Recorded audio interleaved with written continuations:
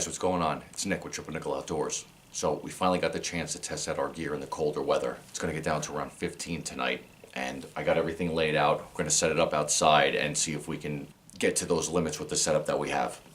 The gear that I have is only rated to 20 degrees, but with the configuration that I have, I'm hoping to get lower than that limit because of the added pieces that we're incorporating in our setup. We're going to use a 20-degree Bandit Topquilt that's got an ounce of overstuff in the footbox and an ounce of overstuff throughout the rest of the Topquilt. This is a 20-degree Zeppelin Underquilt. And then I have my hammock body over there, and I'm going to put the overcover on it, and I'm going to also use an Underquilt Protector from UGQ ZQ. So I'm hoping that with the combination of the overcover, the Underquilt Protector, and then the tarp, that'll keep a little bit more heat inside of our setup, so that way we can get a little bit below the 20-degree mark. Tarp is a Winter Dream 12. I got a gear sling that I'm going to put all of my stuff in right there. I'm going to bring my headlamp, another lantern, and I'm going to fill up a water bottle with some hot water and put that in right before bedtime. I'm going to sleep in a medium weight shirt and a medium weight pair of synthetic bottoms, pair of loose wool socks. I'll bring a frost bib just in case the condensation builds up. We can try and test that out. I got a couple of thermometers back there so we can see what the temperature is. A couple of spare camera batteries, a beanie, and a balaclava. Camp pillow, and a cut piece of a Thermarest Z-Lite sleeping pad. I just cut it out so it's like a seat width. So the purpose of me doing this is to see if this setup can get me down into those temperatures. I know, like, when you're out on the trail, you should definitely be more prepared, but I just want to see if all of this stuff can keep me warm, keep me comfortable until morning. The fact that we're at our house and we can test things out to see how well they perform is a good solution to doing it before you actually go out in the field, so that you know that your gear is going to work and it's going to keep you comfortable and keep you safe. So let me get all this stuff packed up. I'm going to go outside, set up my setup, and then we'll wait till later on, until bedtime, hop in and see how it works. Alright, so we're all set up. I mounted one of the thermometers right here right before we get into bed. We'll take a reading on what the temperature is when we climb in. There's another thermometer inside, so as we're going throughout the night, I'll take a look at that and see what the internal temperature of the hammock is. I'll set it up like this. I'm going to go hang out with the fam for a little bit until I start getting tired, and then we'll climb in here for the rest of the night. Hold on a second. Alright, so I filled up a water bottle. I got it in it's an Nalgene bottle. It's in a plastic bag and it's in a sock so that you can put it between your legs.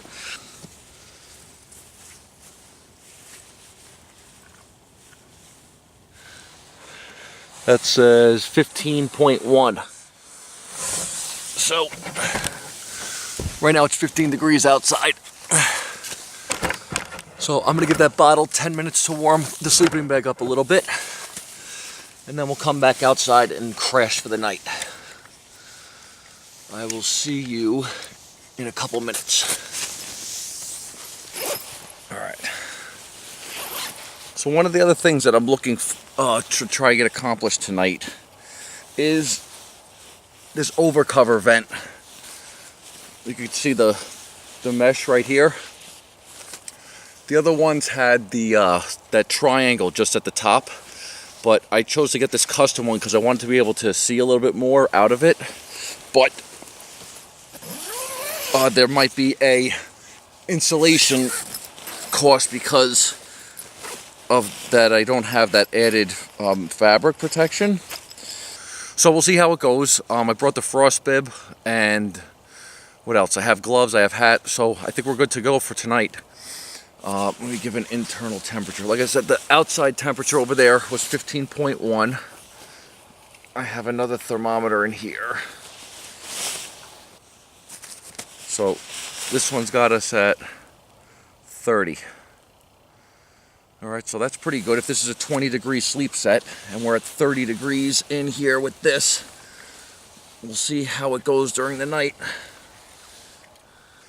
But I'm going to get it all straightened up, and I will get you in a second.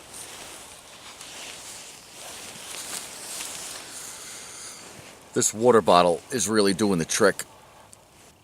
When I went to move around and my hands got a little chilly, you just put them on the bottle and warm them up. So that's been definitely a good technique to use. I'm gonna listen to some stuff on my phone, hang out for a little bit, hopefully fall asleep. If anything happens during the night that's of importance, then I'll let you know. Catch up with you in a little bit. So it's like 12 o'clock. The internal temperature, oh my goodness, it's freezing. Take pictures. The internal temperature now says 20 degrees and 65 on the display, which I don't get what's going on. And then this one, whoa, 10.0. All right, so it's 10 degrees outside, and this has 21 inside. We're 10 degrees warmer inside the setup than what the outside setup is. I'm staying pretty warm. My face is cold though, so I'm thinking about maybe putting on the balaclava. But I haven't really had any cold spots yet. I did bring that sit pad in with me, so I just moved it in and put it under my butt. I don't really think that I need it, but I have it, so why not use it too? I just heard a bunch of coyotes though down. They're in the distance, but they were yelping pretty loud. I don't know if you can hear it on the sound, but all right, let's try and go back to bed.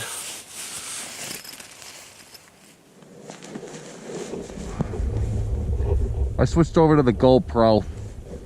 It's just easier to get to. All right, it's like 12 o'clock in here, and the temperature says it's 20 degrees for the sensor and 68 degrees for the actual unit itself. So I'm not really sure why it's, why that, the unit is showing such a higher reading in temperature, unless all the air is setting up there, but the sensor is literally right next to it. Oh, man.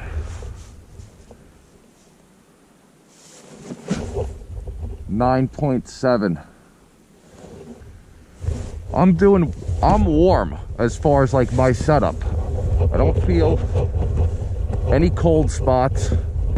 I have that sit pad underneath my butt. I still have that water bottle, which still has a little bit of heat in it, but it's starting to go away. And then like I said, the only thing that was cold was my nose and my face. I put the balaclava on, and that seems to be helping, with my my face. The top quilt's keeping me insulated. It feels good, and it's down to 10 degrees, so it's holding pretty well. And then the Underquilt Protector with the Underquilt is doing its job too. I guess it's holding in some more heat. Like it's only 12 o'clock, so we still got a couple hours until morning. But let's see how much further we can get. All right, I'm gonna shut this down again. We'll see you guys in a little bit. All right, so I was able to figure out what was going on with that thermometer. There's a button on the back that has a cycle setting that cycles through either temperature, humidity, or both. So I had it set to the humidity setting. So that's what that other higher number was before. I put it back to temperature, so now both of the readings are 23 and 24. All right, let's try and go back to bed again. Hey, it's like 2:45 in the morning. I woke up. I just took a couple pictures and a quick video of the inside of the hammock. The ridge line has little ice crystals running down it. The inside temperature right now says 23.5 at the sensor, 18.6 at the display. And then I took a picture of the thermometer outside and that said 9.9. So we've been running at around 10 degrees all night. I feel warm in this 20-degree set still. My feet are they're getting a little chilly, but I'm moving them around so get a little bit of blood flowing to them. That's it for now. I'll check back in a little bit and keep the night going.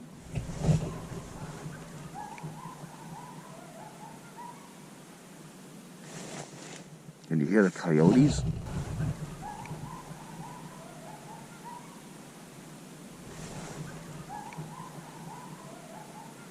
Bugging out down there.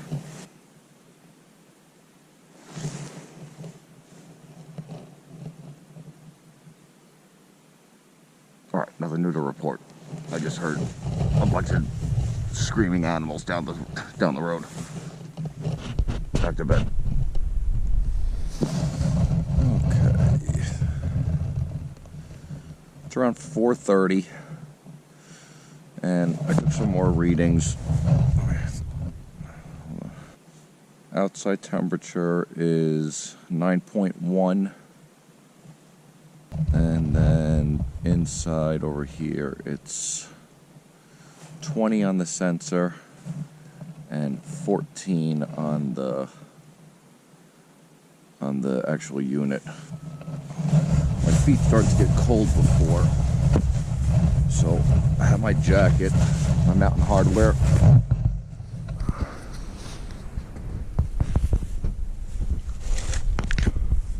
Got it on my feet. Hopefully that insulates it a little bit more.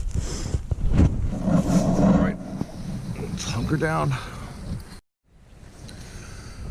All right, it's 5:30. I'm gonna call it and say that we made it through the night. I just took a picture of the outside temperature. It's at 9.3.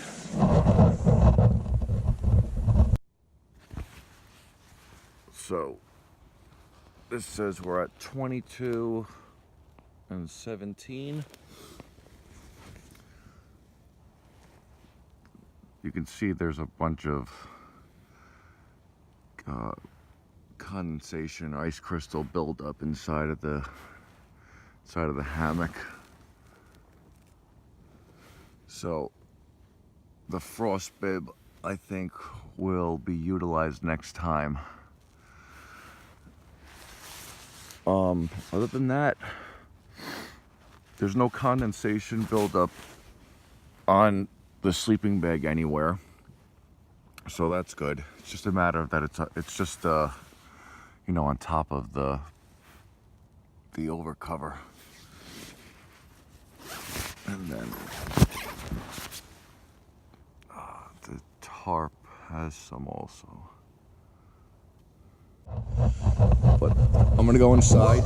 I'm gonna get this gear, bring it inside, go chill with the fam, and then we'll talk some more about the details of what we did.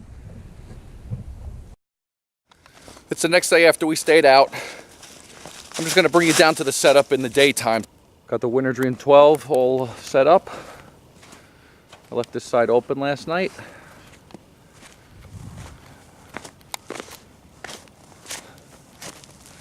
And the doors on this side are closed in.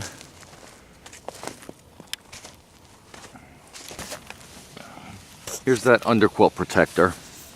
And the suspension on it runs up. And I just clipped it into, try and do this with one hand.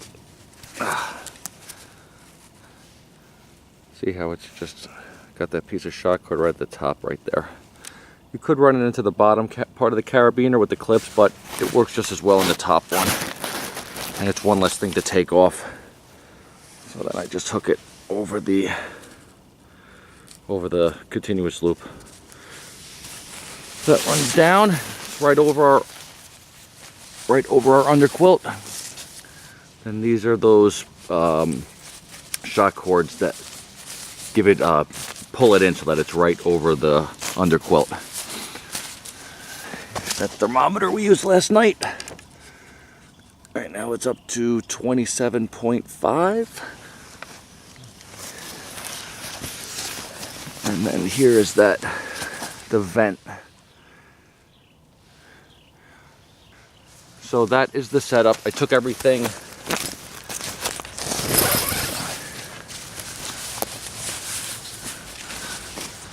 this dried out. Remember all the ice that was on it last night? I haven't touched it. So I guess it all evaporated without dropping. There's no condensation. There's a little bit of dirt, but there's no condensation that built up and dropped into the hammock, so that's good. There still is a little bit of condensation or icing that happened inside of the tarp. So that's just something to notice. Alright, so when we get a minute, I'm going to go over some notes and write down some stuff that I want to go over that we can talk about with our experience last night, and then I'll get back to you and we'll figure it out. Okay, so let's get into our experience from the other night. A couple points to bring up beforehand. Number one, I'm not a survival expert. I'm just some knucklehead that decided to set up his gear in 9-degree weather while his family was inside pointing and laughing at him the whole night. So we got that going for us. Point number two is this is my personal viewpoint on the conditions that I was in and how I handled them. Everyone handles conditions differently and has different tolerances, so please keep that in mind. To know yourself, know your gear, be prepared, and plan out whatever situation you're going to be in so that you are safe and you are protected. Number three, I'm not going to talk about any one specific piece of gear and give a review on it, but rather talk about how each individual component worked together in a system to get us through the conditions that we were in the other night. So let's get into it. We'll go over our setup first. This is an Underquilt Protector from UGQ ZQ. And then we have our Underquilt, which is from Underground Quilts. It's the 20-degree Zeppelin model. We used an Underground Quilt's Bandit Topquilt that's rated to 20 degrees. I had them add an ounce of overstuff in the footbox, and there's another ounce of overstuff throughout the remainder of the Topquilt. So it's a little bit more insulated than the standard 20-degree model. And then we have our Dream Hammock Sparrow with the overcover attached to it. So that's a setup that we used for the night. Before we got into bed, we filled up this Nalgene bottle with hot water. You want to make sure the water's hot and not boiling so that you can still handle the bottle. And then make sure that the cap is put on properly, that there's no ice buildup or anything around the threads. Check to make sure it's not leaking. And then we put that into a freezer bag to protect us in case it does leak, and then put that into a sock. And all the sock does is protect our skin against contact with the bottle. That's a technique that I'm definitely going to use regularly in colder weather because of the amount of heat that it generated. So as a tip to you, try to use that technique if you're camping in colder weather. So we threw that in, and then for the duration of the night, it looks like the whole setup kept us around 10 degrees warmer than the temperature on the outside of our setup. So for the first part of the night, I was pretty warm. My feet, my body, and my hands were comfortable. My hands did get a little cold when I took them out from underneath the top quilt and was messing around with the camera and stuff like that. But the minute that I put them back underneath the top quilt and put them onto that bottle, they warmed up pretty quick. The only thing that was a real issue in the beginning was my nose and my face. But I brought the balaclava with me, so I put that on, and that kept my face and my nose warm for the remainder of the night. As the night went on, the only thing that started to be an issue were my feet. My feet tend to get cold in general, so that's something that I deal with. So what I did was I took my down jacket that I bring. This is a Mountain Hardwear Ghost Whisperer. I put that over the footbox of the quilt. And that seemed to do a really good job on getting my feet warmer than how they had been. The only thing that I would have done differently is I noticed when looking back at the video that I had the sleeves just draped over the jacket. Looking back on it, I would have preferred to have taken the sleeves, turned them inside out, and now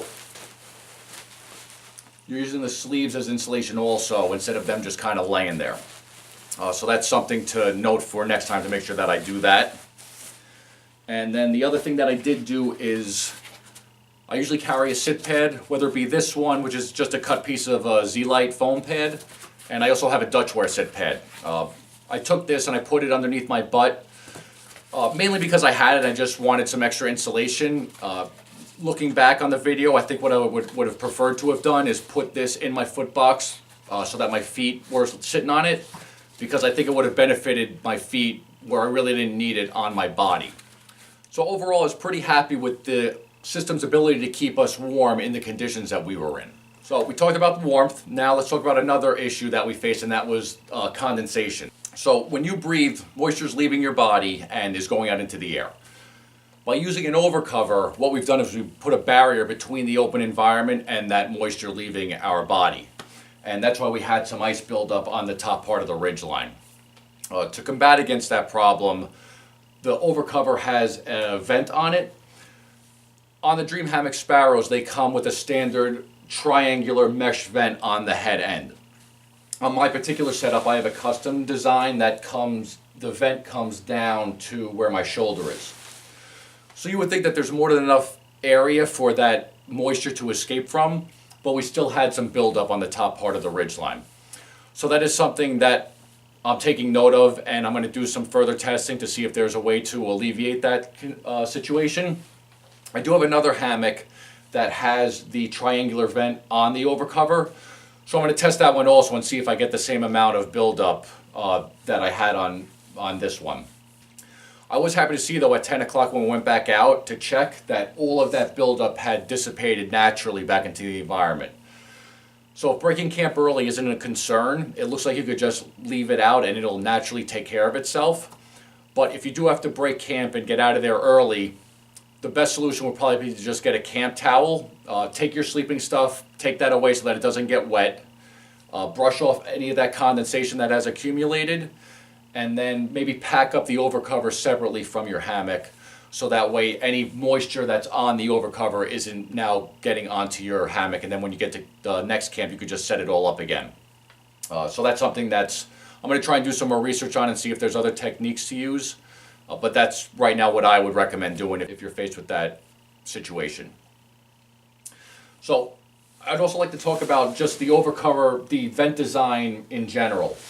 I chose to go with a larger opening for the vent because I had a feeling that condensation was going to be an issue, so I wanted to have a little bit of a larger opening. And I also like the fact that it has a nice viewing area from inside the hammock while you're using the overcover. But because it was a larger area, I had a couple of concerns with it. One was if I was going to lose that insulative quality that the overcover provides, and two was wind protection going to be an issue also, because now wind was able to come in from this area. I still chose to go with this design in spite of those two issues. One, we'll talk about the wind first. If it's windy out and you need protection, I don't think you're going to be using the overcover for that protection. That's what your tarp is for. So if you have your tarp pitched the right way, your tarp should be the protection that you need against the wind. So I wasn't as concerned now about the overcover doing that protection. And the second part, which is why I'm happy that we did this testing, because I saw that we were able to keep that heat in even though the vent was larger than that triangle at the top. So let's talk about the real world application for this setup. I'm happy that we did this test because it showed us that our gear is going to be able to keep us safe and keep us protected when it was pushed past its rating. But that being said, I'm not going to take this thing out when it's 9 degrees outside. Anytime that I plan a trip, I always do a good amount of pre-planning. So I want to know what the conditions are in the area that I'm going to be going to. So I'm going to look to see if it's raining, if it's going to be windy, what the temperatures are in town, what the temperature is going to be at the area that I'm planning on camping, Is the area that we're camping at going to be higher in elevation? Because we're going to lose about 3.5 degrees for every 1,000 feet of elevation gain. So it's important to know that also. So we factor in all these things, we're getting a pretty good representation of the conditions that we're going to be in. So now we know that our gear is going to be able to keep us safe and keep us protected at the temperature that it's rated for. I'm hoping that this video generates some discussion. So if you have any questions, please feel free to comment. If you have any experiences or knowledge that you'd like to share, please feel free to comment also. With that, this is Nick with Triple Nickel Outdoors. Get out there and hang.